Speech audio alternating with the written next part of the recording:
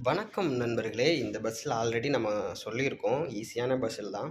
எப்படிங்கிறது தெரிஞ்சுன்னா கமெண்ட் பண்ணுங்க. ஏன்னா ஆல்ரெடி இதே மாரி ஒரு பஸ்ஸில் நம்ம சால்வ் பண்ணியிருக்கோங்க. ஸோ, அதனால உங்களுக்கு தெரியும்னு நெனைக்கிறேங்க.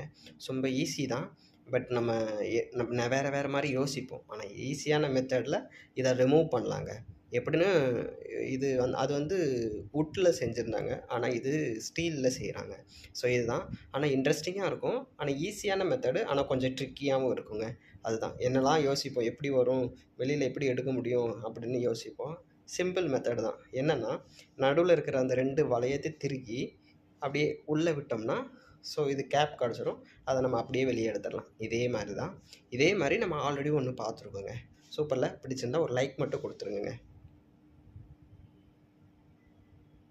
சூப்பர்.